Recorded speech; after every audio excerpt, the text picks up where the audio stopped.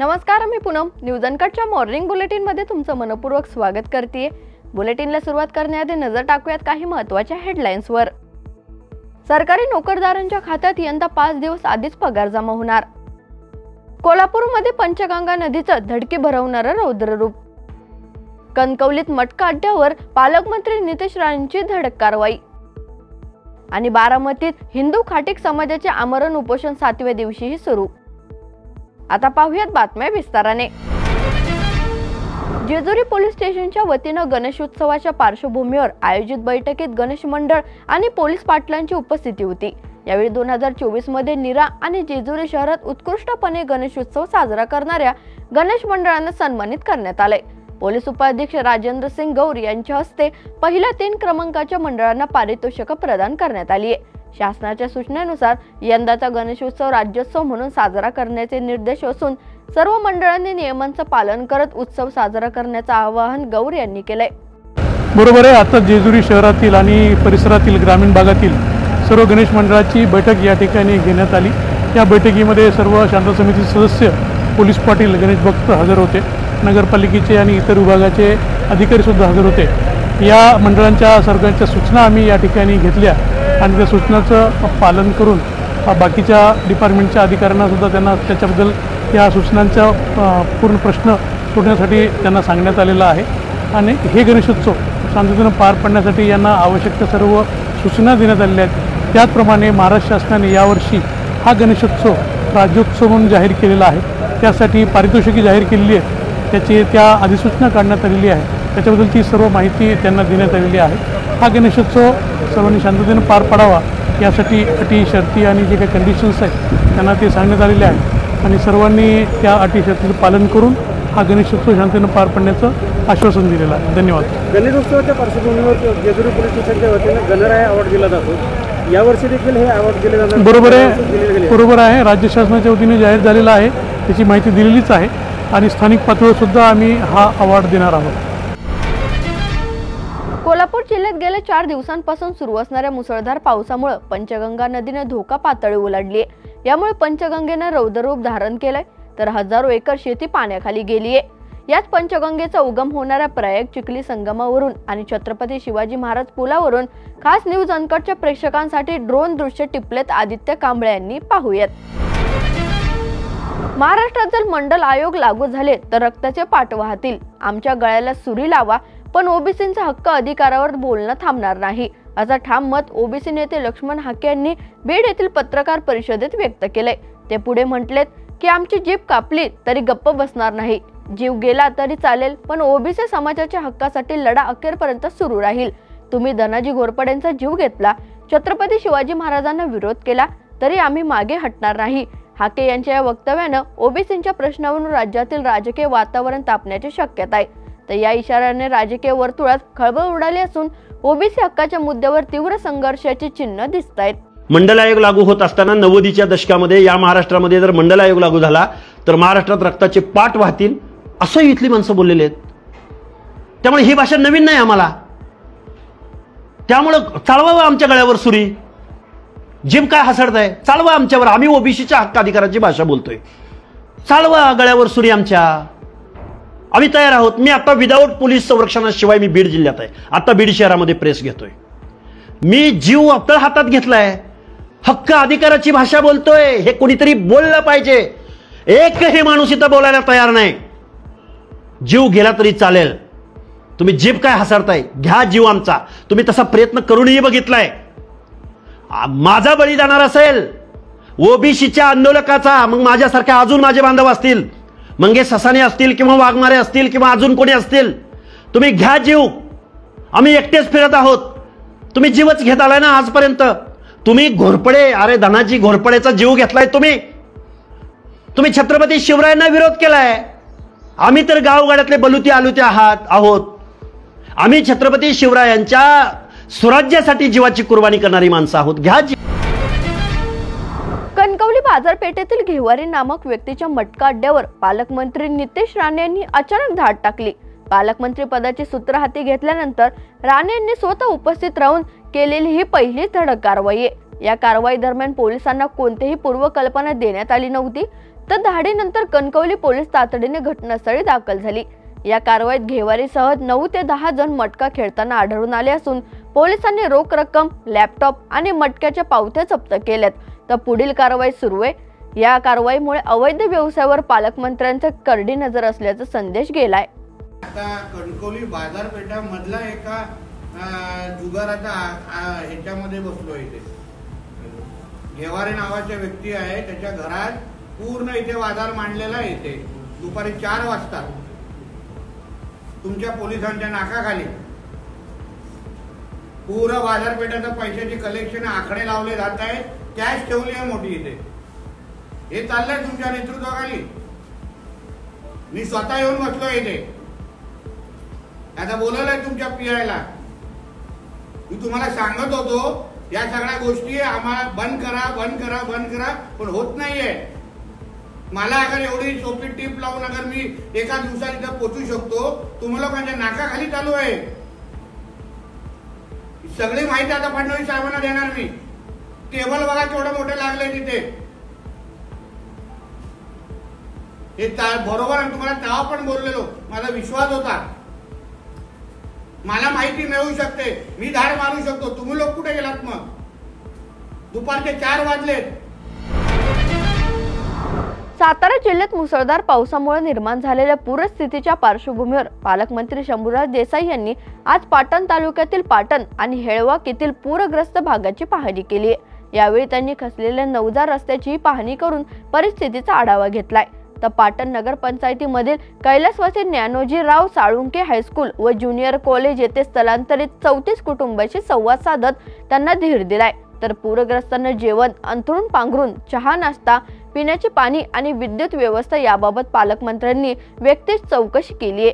तसेच सर्व आवश्यक सुविधा पुरवण्याचे निर्देशही दिलेत। तर या दौऱ्यामुळे पूरग्रस्तांना दिलासा मिळालाय।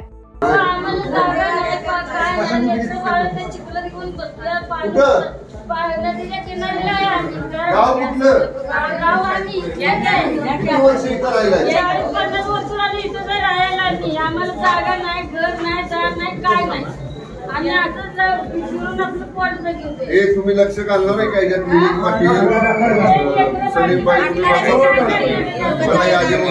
किती दिवसात द्या? बोगसगिरी करायची नाही, या असली सोडून बोगस एक मिनिट सांगतो तेवढा आहे का? फक्त मी साहेबांनी सांगितले म्हणून 5ची 10, 10ची 20, 50 जे आहे ते आहे। या बातमीसह घेऊयात एक छोटीशी विश्रांती, लगेचच परत येऊयात। पाहत राहा न्यूज अनकट। 26 जानेवारीला झेंडा वंदन केलं म्हणून आपली नागरिकता संपते का? आपलं देशप्रेम तेवढ्यापुरतच मर्यादित? नवऱ्याला सीमेवर पाठवून मुलाला घरी एकटं सांभाळणारी आई, जेव्हा तोच मुलगा मोठा होतो आणि म्हणतो की आई मी सुद्धा बॉर्डरवर जाणार आहे, मी सुद्धा बाबांसारखा लढणार आहे, तेव्हा ती काय रिॲक्ट करेल? एक सैनिक रिटायर्ड झाल्यावर पुढच्या आयुष्यात काय करतो? देशप्रेम आहे हे आपल्याला कोणी शिकवत नाही। देशप्रेमचे क्लासेस चालत नाही। Army is such a beautiful place where religion is not a barrier. Separation is a part of our life. But आमचा पेन कधी स्टार्ट होतं जेव्हा ते घरात येतात एक दिवस ऑफिस नंतर आणि सांगतात माझा ट्रंक काढ।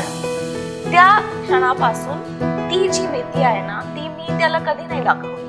पण जेव्हा आपण आपल्या हस्बंडचे कपडे टाकतो ट्रंक मध्ये, आपल्याला माहिती आहे तो तिकडे चाललाय जिथे काय पण होऊ शकतं त्याच्यासोबत।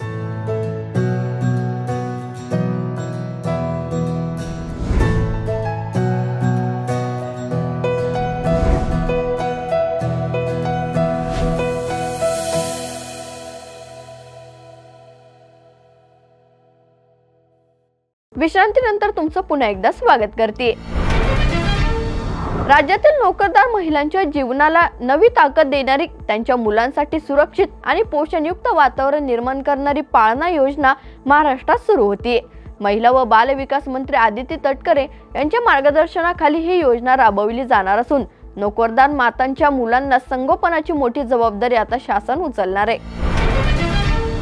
राज्यातील शासकीय अधिकारी, कर्मचारी तसेच निवृत्त वेतनधारकांसाठी सरकारने आनंदाची बातमी दिली आहे। आगामी गणेशोत्सवाच्या पार्श्वभूमीवर राज्य सरकारने ऑगस्ट महिन्याचा पगार 5 दिवस आधीच देण्याचा निर्णय घेतलाय। त्यामुळे 1 सप्टेंबरला येणारा नियमित पगार हा 26 ऑगस्ट रोजी संबंधितांच्या खात्यात जमा करण्यात येणार आहे. तुळजापूर येथील श्री तुळजाभवानी मंदिरातील सिंहाच्या गाभाऱ्याचे जीर्णोद्धाराचे काम पूर्णत्व विभागाच्या सहकार्याने पूर्ण झाले. या कामांतर्गत गाभाऱ्याला गिलावा करून त्याचे सौंदर्य आणि मजबूती वाढवण्यात आली आहे. तर 1 ऑगस्ट ते 20 ऑगस्ट या कालावधीत जीर्णोद्धारामुळे देणगी दर्शन आणि धर्मदर्शन बंद ठेवण्यात आले होते, तर भाविकांना केवळ मुखदर्शनाची सुविधा उपलब्ध होती. आता जीर्णोद्धार पूर्ण झाल्याने दर्शन व्यवस्था पूर्ववत सुरू झाली आहे. तर मंदिर प्रशासनाने भाविकांसाठी सुरक्षित आणि सुव्यवस्थित दर्शनाची व्यवस्था सुनिश्चित केली आहे. तर नव्याने समजलेल्या सिंहाचा गाभारा आता भाविकांसाठी अधिक आकर्षक अनुभव देणार आहे.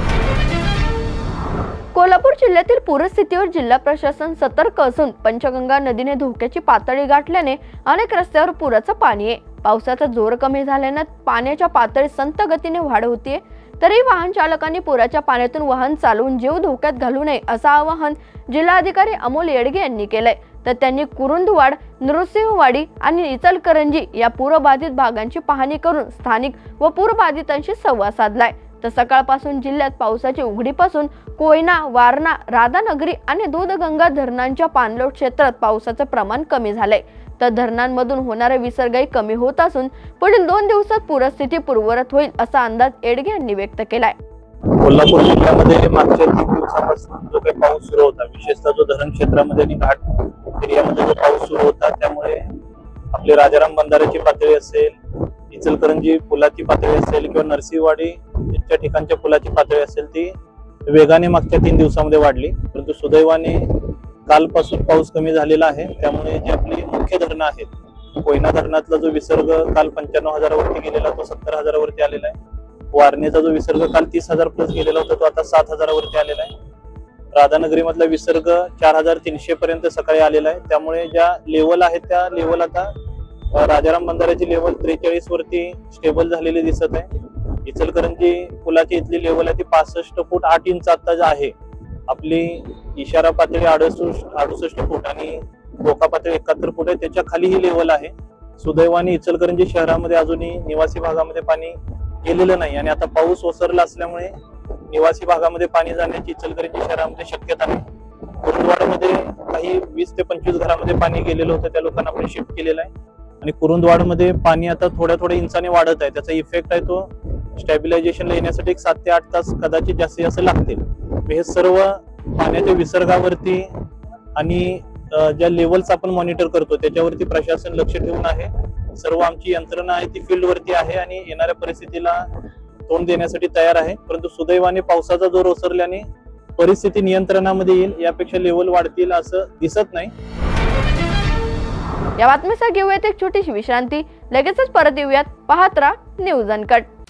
या पावसाळ्यात परफेक्ट मेमरीज क्रिएट करा अंधारबन फार्म्स अँड रिसॉर्ट्सच्या अमेझिंग पॅकेजेससह. Deluxe rooms, comfortable stay, tasty breakfast, high tea snacks आणि डिनर फक्त 1500 पर पर्सन.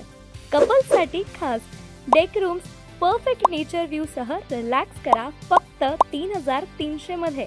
ॲडव्हेंचर्स प्रेमींसाठी आहे स्टे आणि अंधारबन ट्रेक फक्त 1700 पर पर्सन. अधिक माहितीसाठी आजच संपर्क करा आणि इन्स्टा पेजला फॉलो करा. विश्रांतीनंतर तुमचं पुन्हा एकदा स्वागत करते. पाहूयात उर्वरित बातम्यांचा आढावा. हिंदू खाटीक समाजाविषयी बेताल वक्तव्य केल्याप्रकरणी आमदार अर्जुन खोतकर यांच्यावर ॲट्रॉसिटी कायद्याअंतर्गत गुन्हा दाखल करण्याच्या मागणीसाठी बारामती प्रांताधिकारी कार्यालयाबाहेर हिंदू खाटीक समाजाचे बेमुदत आमरण उपोषण 7व्या दिवशी सुरू आहे. तर हिंदू खाटीक समाज परिवर्तन संघटनेनं या आंदोलनाला पाठिंबा दर्शवलाय. तर संघटनेचे कार्याध्यक्ष सुनील इंगुळे यांच्या नेतृत्वाखाली हे उपोषण सुरू असून त्यांची प्रकृती खालवत चालली आहे. तर प्रशासनाने अद्याप या आंदोलनाची दखल न घेतल्यानं समाज बांधवांनी तीव्र नाराजी व्यक्त केली आहे. तर पुढील 2 दिवसात खोतकर यांच्यावर FIR दाखल न झाल्यास राज्यभरात प्रत्येक चौकात खोतकर यांचे पुतळे जाळले जातील आणि प्रत्येक जिल्हा तालुक्यात आमरण उपोषण केलं जाईल असा इशारा हिंदू खाटीक समाज परिवर्तन संघटनेने दिलाय. आम्ही अमरावती जिल्ह्यामध्ये, यवतमाळ जिल्ह्यामध्ये, नागपूर जिल्ह्यामध्ये सर्व ठिकाणी जे अर्जुन खोतकर जे अपवादास्पद शब्द जे बोलले त्याबद्दल सगळ्या प्रकारे निषेध केलेला आहे. जेव्हा आम्हाला माहिती पडले की करण इंगोले हा आमचा समाज बांधव उपोषणाला 15 ऑगस्टपासून बसलेला आहे, तर तेव्हापासून आतापर्यंत कोणत्याही प्रकारची दखल शासनाने किंवा प्रशासनाने घेतली नाही।